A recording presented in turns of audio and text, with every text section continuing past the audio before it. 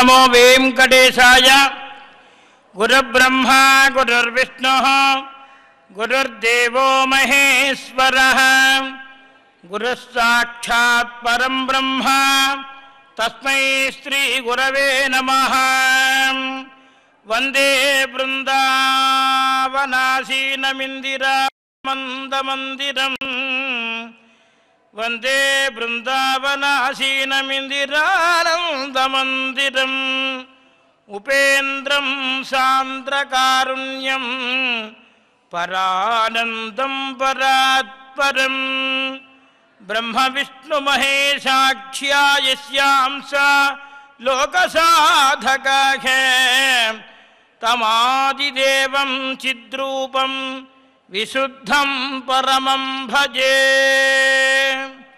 జ్ఞానానందమయం దేవం నిర్మలస్ఫటికాకృతిం ఆధారం సర్వవిద్యానాం హయగ్రీవముపాస్మహే. వెంకటాద్రిసమం స్థానం బ్రహ్మాండే నాస్తి కించన వెంకటేశసమో దేవో న భూతో న భవిష్యతి. కన్యాశ్రవణ సంజాతం శేషాచల నివాసినం సర్వేషాం ప్రథమాచార్యం శ్రీనివాసం అహం భజే. మనోజవం మారుతతుల్యవేగం జితేంద్రియం బుద్ధిమతాం వరిష్టం వాతాత్మజం వానరయూధముఖ్యం శ్రీరామదూతం శరణం ప్రపద్యే. అస్మద్గురుభ్యో నమః. శ్రీమతే రామానుజాయ నమః. సమస్త పరివారాయ సర్వదివ్యమంగళ విగ్రహాయ శ్రీమతే నారాయణాయ నమః. సప్తశైలాధీశుడు శ్రీమన్నారాయణుని యొక్క శ్రీచరణ సన్నిధిలో ప్రతినిత్యము కూడా శుభ ప్రాతకాల సమయంలో శ్రీనివాసుని వైభవమును గూర్చి వేద వాంగ్మయంలో ఉన్నటువంటి సారమైనటువంటి అష్టాదశ మహాపురాణములోని రమణీయమైనటువంటి శ్రీ నారద మహాపురాణంలోని విశేషాలని యథామతి శ్రీనివాసుడు ప్రసాదించగా మనం ఆకర్ణిస్తూ ఉన్నాం. నారాయణం నమస్కృత్య నరం చైవ నరోత్తమం దేవీం సరస్వతీం వ్యాసం తతో జయముదీరయేత్. ఏడుకొండలవాడ వెంకటరమణ గోవింద గోవింద. శుభ ప్రాతకాల సమయంలో మనందరం కూడా భగవంతుడైనటువంటి శ్రీమన్నారాయణుని ఈ భృగువాసరం అనగా శుక్రవారం నాడు సమస్తమైనటువంటి సిరి సంపదలతోటి జ్ఞానమనే సంపదతోటి మనందరం కూడా వికసిల్లాలని విరాజిల్లాలని శ్రీనివాసుని ప్రార్థన చేస్తూ స్వస్తి శ్రీ చాంద్రమాన శ్రీ శోభకృత నామ సంవత్సరం దక్షిణాయనం శరదృతువు మన చక్కగా అందరం కూడా ఎదురు చూస్తున్నటువంటి మాసానాం మార్గశీర్షోహం అన్నట్లుగా మార్గశిర మాసం శుక్లపక్షం తృతీయా తిథి అంటే తదియ భృగువాసరం పూర్వాషాఢ నక్షత్రంతో శ్రీనివాసుడు అలాగే మన పద్మావతి తాయారులు దేవేరి అయినటువంటి అమ్మ అలివేల మంగమ్మ కూడా విడివిడిగా ఆగమ శాస్త్రోక్త ప్రకారముగా ఈనాడు శుక్రవారం నాడు స్నపన తిరుమంజనం అనబడే అభిషేక కార్యక్రమాన్ని కూడా పూర్తి చేసుకుని చల్లగా అందరూ ఉండాలని ఆనందంగా హిమమును కురిపిస్తూ ప్రజలందరూ కూడా ఆనందంగా ఉండాలి, ఆహ్లాదంగా ఉండాలి. శ్రీనివాసుని సేవించే వారికి ఏ విధమైనటువంటి తాపము ఉండకూడదు, అలాగే బాధ ఉండకూడదని శ్రీనివాసుడు చల్లగా వాయువుని స్పర్శ చేస్తూ ఉన్న సమయంలో నారద మహాపురాణంలోని విశేషాలను తెలుసుకుంటూ ఉన్నాం మనం యథామతి. అష్టాదశ మహాపురాణముల యొక్క పేర్లను ప్రతినిత్యము కూడా మనం స్మరణ చేస్తూ ఉన్నాం. మద్వయం భద్వయం దైవ భద్రయం వజిదుష్టయం అనాపలింగ కూష్కాని పురాణాన్ని పృథక్ పృథక్ అన్నట్లుగా మత్స్య మార్కండేయ భాగవత భవిష్య బ్రహ్మ బ్రహ్మవైవర్త బ్రహ్మాండ వరాహ వాయు వామన విష్ణు అగ్ని నారద పద్మ లింగ గరుడ కూర్మ స్కాంద పురాణములు అనబడే ఈ యొక్క 18 పురాణముల యొక్క పేర్లను ఎవరైతే ప్రతినిత్యము కూడా స్మరణ చేస్తారో వారందరికీ కూడా తప్పక శ్రీనివాసుని యొక్క అనుగ్రహం చేత అశ్వమేధయాగం చేసినటువంటి ఫలితం కలుగుతుంది అని చెప్పి సాక్షాత్తు వేదవ్యాసుల వారే మనకి విశదీకరించి ఉన్నందువలన దానిలో ముఖ్యమైనటువంటి నారద మహాపురాణంలో నిన్నటి రోజున ఆ మహారాజు గారు సమస్తమైనటువంటి సంపదలన్నిటినీ కూడా దైవ ప్రాతికూల్యం వలన కోల్పోయి యుద్ధంలో కూడా శత్రురాజులైనటువంటి వారు వారిని ఓడించి తుదకు వారు కట్టుబట్టలతోటి తన భార్యతోటి సహా అరణ్యానికి వెళ్ళిపోయేటట్లుగా జరిగింది వృత్తాంతమంతా కూడా. ఆ బాహుమహారాజు గారు యుద్ధంలో ఓడిపోయిన తర్వాత ఏం చేశారన్నటువంటి విషయాన్ని మనం తెలుసుకుందాం. సతు బహుర్వనం గత్వా హంతర్భత్వా స్వభార్యయా అవాప పరమాం తుష్టిం తత్ర దృష్ట్వా మహత్సరః అహో కష్టమహో రూపం ఘోరమత్ర సమాగతం విచంతస్పరయా వాసాం ఇత్యూచుస్తే విహంగమాఘ అసూయోపేతమనఃతః తస్య భావం నిరీక్ష్య చ సరోగత విహాగాంస్తేతీనాం చిత్రమిదం మహత్. సకల సంపదలను కూడా కోల్పోయి ఆ బాహుమహారాజు గారు హయ్యయువులు తాళజంఘులు అనే వారి చేత యుద్ధంలో పూర్తిగా 4 రోజుల పాటు యుద్ధం చేసి ఓడిపోయిన తదుపరి శత్రురాజుల చేత పరాజితుడైనటువంటి యొక్క మహారాజు గారు తన భార్యతో అదే సమయానికి తన బాహుమహారాజు గారి యొక్క భార్య గర్భం ధరించిందట. గర్భముతో గర్భవతిగా ఉన్నటువంటి భార్యతో సహా అరణ్యానికి వెళ్ళిపోవలసినటువంటి స్థితి ఏర్పడింది. క్రమక్రమంగా అరణ్యానికి వెళ్ళిపోయాడు మహారాజు గారు. అక్కడ ఒక సరస్సు కనబడిందట. వెళుతూ వెళుతూ వెళుతూ ఉండగా దారిలో అక్కడ ఒక పెద్ద సరస్సు కనబడింది. ఆ సరస్సు వద్దకు వెళ్ళాడు, చాలా సంతోషించాడు. ఇక్కడ మనకి దాహం తీర్చుకోవచ్చు అనుకున్నాడు. పాపం ఎప్పుడైతే అసూయ నిండి ఉందో ఇంకా అహంకారం తొలగలేదు. యుద్ధంలో ఓడిపోయినప్పటికీ కూడా అహంకారం చేత అసూయ చేత మత్సరం చేత ఉన్నాడు కదా. ఆ యొక్క మహారాజు గారి యొక్క మనోభావం గ్రహించాయి. ఆ సరస్సు వద్ద ఉన్నటువంటి పక్షులన్నీ కూడా చూసి అనుకుంటున్నాయిట, ఎంత కష్టమో చూడండి, ఆకుల మాటును దాగి ఉండి అనుకుంటున్నాయి. ఇది చాలా కష్టమైనటువంటి స్థితి, ఒక భయంకరమైనటువంటి రూపం ఇక్కడికి వచ్చింది.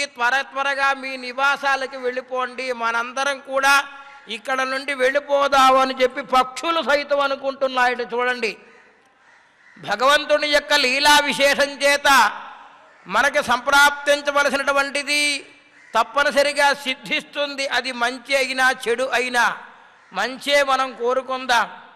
ఎందుకంటే భగవంతుడు ఎప్పుడూ కూడా ఎల్లప్పుడూ కూడా వారి వారి యొక్క పూర్వజన్మ పురాకృత వాసన విశేషముల చేత అనుభవించవలసినటువంటిది ఎవరైనప్పటికీ కూడా అతను మహారాజా, విద్వాంసుడా, పండితుడా, పామరుడా అన్నటువంటిది ఎవరూ కూడా చూడడు. భగవంతుడు దృష్టిలో అందరూ సమానమే. అది అనుభవించవలసి వచ్చినప్పుడు సుఖమైనా అంతే, దుఃఖమైనా అంతే కదా. కాబట్టి అక్కడ ఉన్నటువంటి పక్షులన్నీ కూడా అనుకుని బాధపడుతున్నాయిట, ఏమయ్యా ఇక్కడికో భయంకరమైన రూపం వచ్చింది, ఇక్కడి నుంచి మనం వెళ్ళిపోదామని చెప్పి పక్షులు సైతం తప్పుకుంటున్నాయి అతని యొక్క అసూయా ప్రవర్తనకి.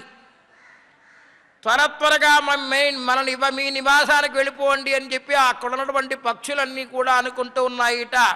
ఈ ప్రకారంగా సాగుతూ ఉండగా శోభగాక్ష్య సర్వో భూప పత్నీభ్యాం సహితో ముదా పీత్వా జలం సుఖదం వృక్షమూలముపాశ్రితః. ఇది చాలా గొప్ప చిత్రమైనటువంటిది కదా. బాహుమహారాజు గారు ఏం చేశారు, వెంటనే తన భార్యలతోటి ఆ సరస్సు వద్దకు వెళ్ళి చక్కగా స్నానం ఆచరించి సంతోషంగా నీరు త్రాగాడట. త్రాగి ఆనందంగా పైకి వచ్చి అక్కడ ఒక సరస్సు పక్కన చెట్టు కనబడితే చెట్టు నీడకు వెళ్ళి అక్కడ చేరి ఉన్నాడట. తస్మిన్ బాహువనం జాతే తనైతేనైవ పరిరక్షితాః దుర్గుణాన్ విగణాశ్యాస్య దిగ్భిగిత్య బ్రువన్ ప్రజాః యోవా కోపా గుణీమర్త్యః తర్వశ్లాఘతరో ద్విజః సర్వసంపత్సమాయుక్తో స్పగుని నిందితో జనై. ఆ బాహుమహారాజు గారు ఎప్పుడైతే తన భార్యతో సహా గర్భవతి అయినటువంటి భార్యతో సహా అరణ్యానికి వెళ్ళిపోయాడో, తను పరిపాలన చేస్తున్నంతసేపు, చక్కగా ఉన్నంతసేపు కూడా పరిపాలన చాలా బాగుంది, ఆనందంగా ఉంది. ప్రజలందరూ కూడా కన్నబిడ్డల వలె పరిపాలన చేస్తున్నటువంటి మహారాజు గారిని నెత్తిని పెట్టుకుని ఆనందంగా అందరూ కూడా చూసుకున్నారు. ఎప్పుడైతే విధి వక్రించిందో, తను అసూయ ఏర్పడిందో, అహంకారం ఏర్పడిందో, అహంకారము చేత ఉన్నటువంటి వాడిని సంపద మొత్తం హరించుకుపోయి తుదక భార్యతో సహా అరణ్యానికి వెళ్ళినటువంటి అతని యొక్క దుర్గుణములను లెక్కించుకుంటూ ఇతని యొక్క జీవితం వ్యర్థము అని అందరూ కూడా నిందిస్తూ ఉన్నారట.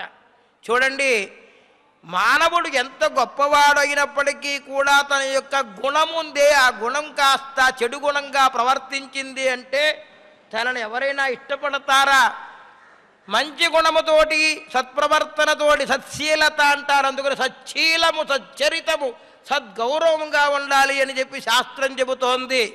ఎప్పుడైతే సచ్చీలత కోల్పోతాడో అతన్ని అందరూ కూడా దూరంగా నెట్టివేస్తారు కదా. శీలం గలవాని వద్దనే కదా అందరూ కీర్తిస్తారు.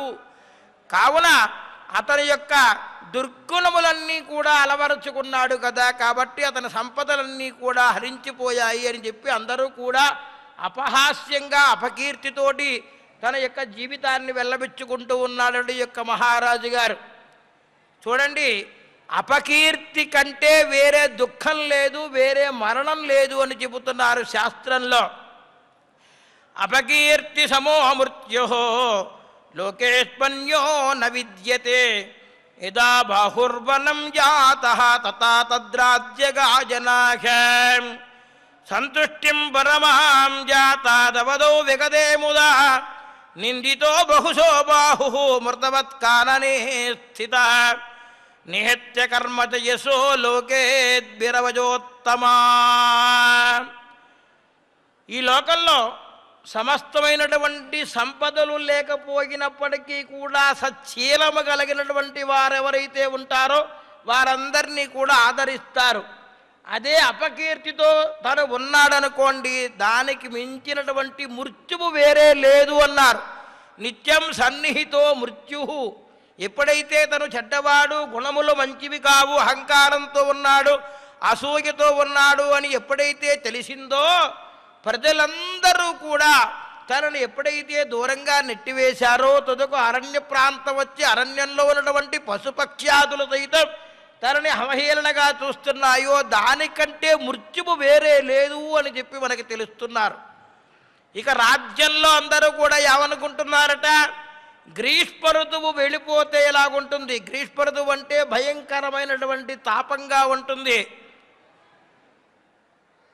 జ్యేష్ఠమాసము, వైశాఖ మాసంలో ఎలాగైతే తీవ్రమైనటువంటి ఎండలు కాచి ప్రజలందరూ కూడా ఆ యొక్క గ్రీష్మ తాపానికి ఎవరైతే గురిపడతారో అలాగ గ్రీష్మ తాపం తొలగిపోయింది, గ్రీష్మ ఋతువు వెళ్ళిపోయింది అని చెప్పి అందరూ కూడా ఆనందిస్తూ ఉన్నారట. రాజుగారు ఈ ప్రకారంగా దురవస్థగా ఉన్నటువంటి స్థితిని తలుచుకొని అందరూ కూడా ఆనందిస్తూ ఉన్నారట.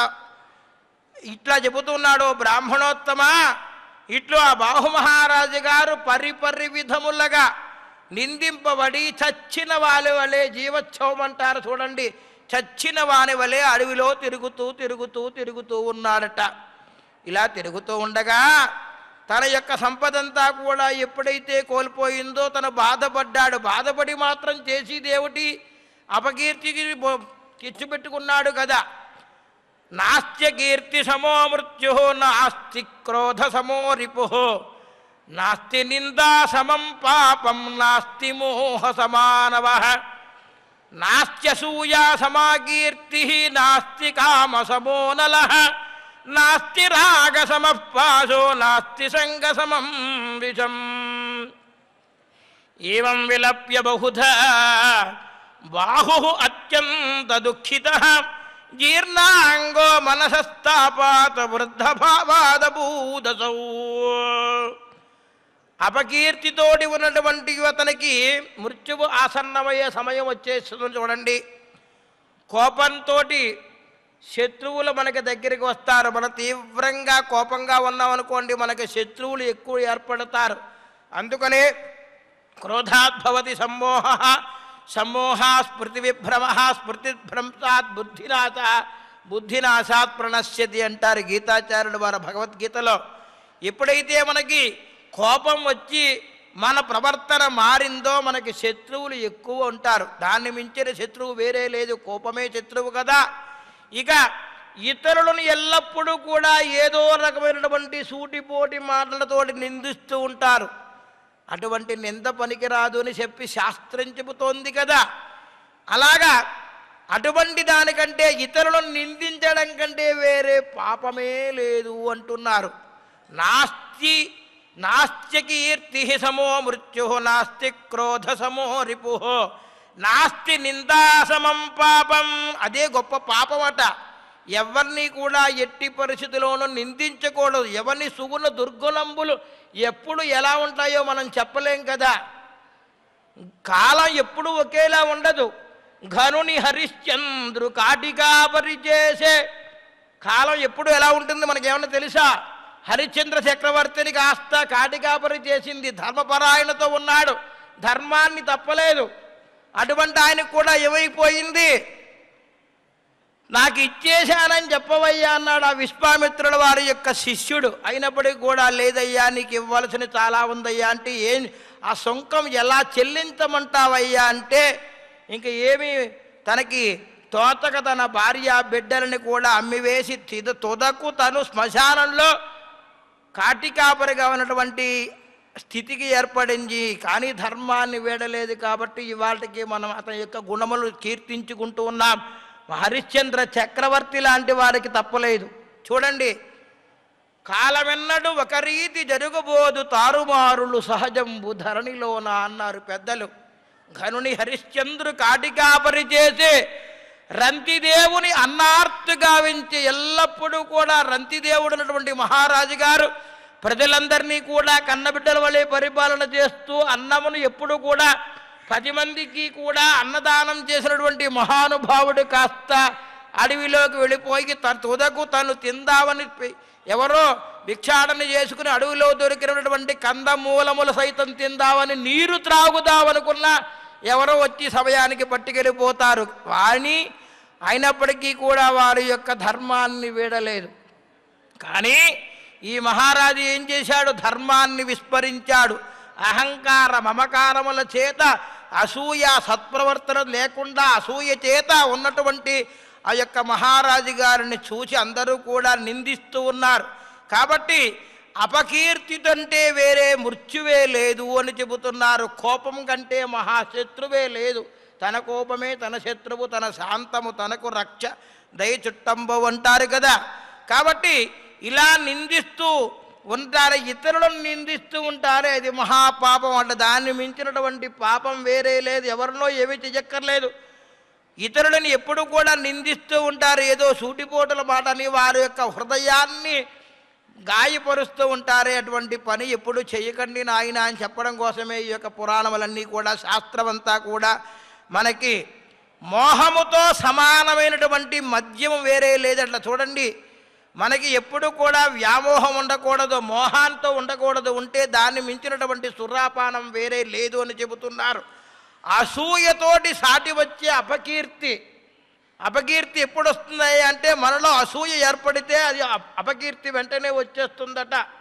కాబట్టి ఎప్పుడూ కూడా జితక్రోధ, రామచంద్రస్వామి వారు లాంటి మహానుభావులు మనందరం కూడా చక్రవర్తిని పరమాత్మని దృష్టిలో ఉంచుకొని ఎప్పుడూ కూడా మనందరం కూడా అనసూయ, ఎప్పుడు కూడా అసూయ లేకుండా ఉండాలి. కామంతో సాటి అయినటువంటి అగ్ని వేరే లేదట. కోరిక ఉంది చూడండి, అది రగిలిచేస్తూ ఉంటుంది. అటువంటి కోపానికి సమానం సాటి అయినటువంటి అగ్ని వేరే లేదు కామానికి. ఇక రాగం ఉందే, రాగంతో సమానమైనటువంటి పాశం వేరే లేదు. నాది నాది నాది నాది అయినటువంటి రాగం ఉందే, అది మహాపాశం. ఎప్పుడు కూడా తుదకు తన ప్రాణాపాయ స్థితిలో ఉన్నప్పటికీ కూడా పాశాన్ని వదలబెట్టకుండా ఉంటారు చూడండి. అటువంటిది రాగంతో సమానమైనటువంటి వేరే పాశము లేదు అని చెబుతున్నారు. ఈ విధంగా అత్యంత దుఃఖంతో బాధపడుతూ దుఃఖిస్తూ ఆ బాహుమహారాజు గారికి ఇక వృద్ధాప్యం ఏర్పడింది. ఒక పక్క భార్య గర్భవతిగా ఉంది. ఆమె పాపం సేవ చేస్తూ ఉన్నప్పటికీ కూడా పరమాత్మ యొక్క అనుగ్రహం లేకపోవడం చేత జరిగినటువంటి ఉన్నటువంటి సంపద మొత్తం కోల్పోయి తుదకు సమస్తమైనటువంటి పరిచారకులు, సేవకులు, అనేక రకమైనటువంటి మంత్రులు, మాగధులు, పండితులు, విద్వాంసులు ఎందరో ఉన్నటువంటి మహారాజు గారి సంస్థానం కాస్త తుదకు ఎవ్వరైనా వస్తారా చూడండి. ఆలు బిడ్డలు అన్నదమ్ములు ఎవరు వెంటరారురా అన్నాడు. శాస్త్రంలో చెబుతున్నారు. ఎవరైనా వస్తారా చూడండి. తెప్పలుగా చెరువుండిన కప్పలు 10,000 చేరు కదరా సుమతి కదా. కాబట్టి తెప్పలుగా చెరువులు ఎప్పుడు కూడా చక్కగా చెరువులో బాగా నీళ్లు ఉన్నాయనుకోండి, అక్కడికి అన్ని రకమైనటువంటి జంతువులు అన్నీ వస్తాయి నీటిని త్రాగడంతో సహా. దాంట్లో నివసించే కప్పలతో సహా అక్కడే ఉంటాయి. అది కాస్త ఎండిపోతే ఎవరైనా వస్తారా, దీంతో మనకేం పని అని చెప్పి వెళ్ళిపోతూ ఉంటారు కదా. అదే ప్రకారంగా ఈ యొక్క మహారాజు గారు చేస్తున్నటువంటి అహంకారం చేత మమకారాన్ని వీడకుండా అసూయ ప్రవర్తన కలిగిన వాడై ఆ మహారాజు గారు తనను తాను గొప్పవాడు, నన్నే పూజించాలి, నన్ను తప్ప ఎవరు కూడా సేవించకూడదన్నటువంటి అహంకారం పెరిగిపోయడం వల్ల ఎంతటి దుఃఖాన్ని పొందుతున్నాడో చూడండి. మహారాజు అయితే మాత్రం ఆ మృత్యువు వెంటాడకుండా ఉంటుందా? మహారాజు గారికి ఒకటే, పండితుడికి ఒకటే, పామరుడికి ఒకటే, ఎవరికైనా నిత్యం సన్నిహితో మృత్యువు దగ్గరటువంటి భేదమే లేదు అని చెబుతున్నారు. కాబట్టి మరి పాశం ఉందే, అటువంటి పాశంతో అతను ఎప్పుడూ కూడా నాది నాది అన్నటువంటి అహంకారంతో ఉన్నాడు. ఈ ప్రకారంగా అత్యంత దుఃఖంలో కూడా అత్యంత దుఃఖంట అంటే చాలా బాధపడుతున్నాడు. దుఃఖాన్ని మనకి ఏదైనా పూర్వజన్మ పురాకృత పాసన వలన ఏదైనా కొంత మంచి జరిగి ఉండవచ్చు, కానీ తను చేస్తున్నటువంటి ప్రవర్తన లోపం వచ్చింది. ఆ ప్రవర్తన లోపం ఎప్పుడైతే ఏర్పడిందో 10 మంది నిందిస్తున్నారు కదా, అటువంటి నిందిస్తూ ఉండగా ఆ బాహుమహారాజు గారు వృద్ధాప్యాన్ని పొందాడు. ఇక వృద్ధాప్యం పొంది శరీరం అంతా కూడా జీర్ణించి వృద్ధత్వానికి వచ్చేశాడు. ఇలా వృద్ధత్వంతో ఉండగా గతే బహుతిథే కాలే హౌర్వాశ్రమ సమీకతః, గతే బహుతిథే కాలే ఔర్వాశ్రమ సమీపతః స బాహుః వ్యాధినాగ్రస్తో మమారమునిషత్తమ తస్య భార్యా చ దుఃఖార్తా కనిష్టా గర్భిణీ తదా చిరం విలప్య బహుధా సమాగంతం మనోదధే సమానీయ చ సైదాంతి చితాం కృత్వాతి దుఃఖితా సమారోప్యతమారోఢం స్వయం సముపచక్రమే. చాలా కాలం ఇలాగే వ్యాధితోటి అతను చూపండి. ఎప్పుడైతే శరీరం కృషించిపోయిందో వ్యాధి ఏర్పడుతుంది. అనేక రకమైనటువంటి వ్యాధులన్నీ కూడా వచ్చేశాయి. ఆ వ్యాధుల చేత ఆ బాధలు పడుతున్నాడు. అయ్యయ్యో ఏమిటి ఇతని యొక్క స్థితి ఇలాగుంది అని చెప్పి పాపం భార్య బాధపడుతోంది. గర్భవతిగా ఉన్నటువంటి స్త్రీ, పైగా ఆ కనిష్ట భార్య, చిన్న భార్య చాలా బాధపడుతూ పలు విధాలుగా దుఃఖిస్తూ ఉందట. ఇలా దుఃఖిస్తూ ఉండగా వ్యాధిగ్రస్తుడైనటువంటి ఒక మహారాజు గారు చాలా కాలం తర్వాత ఆ దగ్గరలో ఉన్నటువంటి ఔర్వ మహర్షి ఆశ్రమం దగ్గరికి వెళ్ళాడట. చూడండి, భగవంతుడు చేసే చేష్టలు చూడండి ఎంత చిత్రంగా ఉంటాయో. పరమాత్మ అవతారంలో అనేక రకమైనటువంటి దుష్ట శిక్షణ శిక్షరక్ష కోసం అవతరించినటువంటి పరమాత్మ విధి వక్రించడం చేత ఆ మహారాజు గారు చేసుకున్నటువంటి తన పూర్వజన్మలో ఉన్నటువంటి కర్మ వాసనని విడవడం కోసం తనలో అసూయ అహంకారాన్ని ప్రవేశింపబెట్టి పరమాత్మ తనకి తిరిగి మరలా మోక్షాన్ని ప్రసాదించడం కోసం కాబోలు తను చేస్తున్నటువంటి స్థితిని మరచిపోయి రాజు అన్నటువంటి అహంకారం చేత మమకారం వదిలిపెట్టకుండా గర్వం చేత ఉన్నటువంటి అతనికి కాస్త స్థితి ఏమైపోయింది, ఇవాళ వ్యాధిగ్రస్తుడైపోయాడు. పూర్వజన్మ కృతం పాపం వ్యాధి రూపేణ బాధతే అన్నారు. పూర్వజన్మలో మనం చేస్తున్నటువంటి పురాకృత పాపకర్మ విశేషను బట్టి మానవుడి యొక్క జీవనం నడుస్తూ ఉంటుంది అని చెప్పి శాస్త్రం చెబుతోంది, పెద్దలు చెబుతున్నారు. కాబట్టి ఆ మహర్షి ఔర్ర మహర్షి దగ్గరికి ఆశ్రమం దగ్గరికి వెళ్ళారు. ఈ యొక్క దంపతులిద్దరూ కూడా అక్కడికి వెళ్ళి ఆ మహామునిని సేవిస్తూ ఉన్నారు. ఈ ప్రకారంగా ఉన్నటువంటి వారి యొక్క వృత్తాంతం ఎలా ఉంది, ఏమిటి, ఆ సారాంశం ఏమిటి, మనం కూడా పరమాత్మని ప్రతినిత్యము కూడా ప్రార్థన చేస్తూ ఉన్నాం. సాధన చెయ్యాలి. స్థిరమైనటువంటి ఒక ఆసనమును వేసుకొని ఆసనంపై ఉండి మనస్సుని పరమాత్మ యందు లగ్నపరచుకొని ఆ మనస్సులో భగవంతుడైనటువంటి పరంధాముని ఏదొక మూర్తిని ఏ యథా మాం ప్రపద్యంతే తాం తథైవ భజామ్యహం అనువర్త్మానువర్తంతే మనుష్యా పార్థ సర్వదా అని కృష్ణ పరమాత్మ మనకి చెప్పినట్లుగా ఎవరెవరు ఏ ఏ రూపంలో ఎక్కడెక్కడ ఏ స్థితిలో ఎలాగైతే నన్ను తలుచుకుంటారో వారి వారికి అక్కడక్కడ ఆయా స్థితిలో ఆ క్రమంగా ఆ ప్రకారంగా నేను వచ్చి నిన్ను రక్షిస్తానయ్యా అని చెప్పి సాక్షాత్తు పరమేశ్వరుడు ఆ పరంధాముడు శ్రీమన్నారాయణుడు శేషశైలాధీశుడై మన కలియుగంలో మన భాగ్య విశేషం చేత కదా ఎంత అదృష్టవంతులం మనం ప్రతినిత్యము కూడా స్వామివారిని ప్రత్యక్షంగాను అలాగే శ్రీ వెంకటేశ్వర భక్తి ప్రసార మాధ్యమం ద్వారా పరోక్షంగాను స్వామివారిని సేవించుకుంటూ మనస్సులో స్వామిని ధ్యానం చేసుకుంటూ మనస్సులో పరమాత్మని మనస్సులో నిలుపుకొని మన ప్రతినిత్యము కూడా సాధన ద్వారా భగవంతుణ్ణి సేవించడంలో మార్గంలో ప్రధానమైనటువంటిది భక్తి. ఆ భక్తిలో నవవిధ భక్తులలో ఏకైక మార్గము శ్రవణం. మొట్టమొదటే మనకి చెప్పారు శాస్త్రం. శ్రవణం, కీర్తనం, విష్ణోస్మరణం, పాదసేవనం, అర్చనం, వందనం, దాస్యం, సఖ్యం, ఆత్మనివేదనం. నీవు తప్ప మాకు ఎవరో దిక్కులేరయ్యనటువంటి స్థితి కలగాలి అంటే ఈ అహంకారము మమకారం అన్నీ కూడా వదిలిపెట్టకుండా ఉండాలి. వదిలిపెట్టాలి అంటే తను చేయవలసినటువంటి విధి విధానములను కానీ వారు వర్ణాశ్రమం ప్రకారంగా చేయవలసినటువంటి వేద విహితమైనటువంటి కర్మలను మానమని కాదు అర్థం. అక్కడ తప్పనిసరిగా ఏ పని చేయాలో ఆ పని చేయవలసిందే. పొద్దున్నే లేచిన వెంటనే భగవన్నామ సంకీర్తనం చెయ్యాలి, కాలకృత్యములు తీర్చుకోవాలి, భగవంతుణ్ణి సేవించుకోవాలి.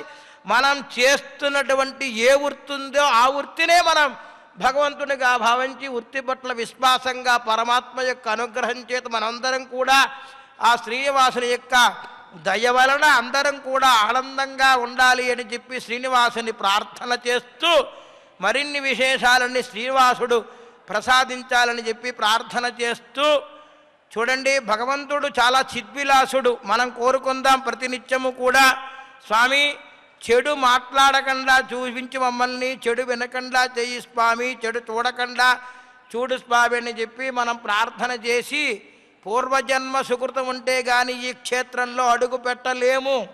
ఎందుకంటే పదే పదే నా యొక్క అనుభవం అంటే నేను చాలా చిన్నవాడిని.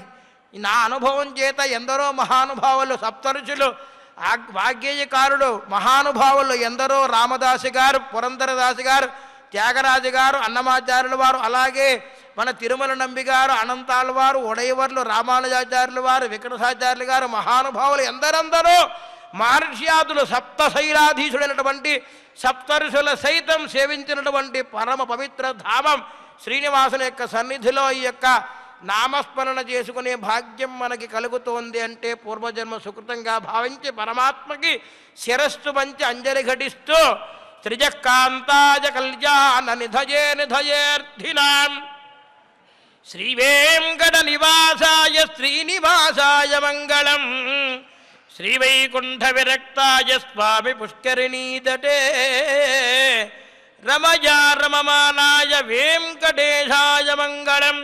శ్రీ అవధూతాశ్రమము బోధానంద సత్యారామూర్తి ఆర్యుల గోసేవాశ్రమము మరియు వృద్ధాశ్రమము పడాల. ఆశ్రమములో గోసేవ, గోవుల దానము స్వీకరించుట మీ నవగ్రహ దోషములు పోవుటకు గోపూజ చేయబడును. మూలికా వైద్యము, గోపంచగవ్య వైద్యము చేయబడును. యంత్రములు, తావీదులు ఇవ్వబడును. శాంతి హోమములు చేయబడును. మీ ఆత్మీయుల పుట్టినరోజు, పెళ్లి రోజు మరియు వర్ధంతి వంటి ముఖ్యమైన దినములలో గోసేవ లేదా అన్నదానం చేయదలిచిన వారు సంప్రదించండి. మా వృద్ధాశ్రమంలో ఖాళీలు కలవు. చేరదలిచిన వారు సంప్రదించండి.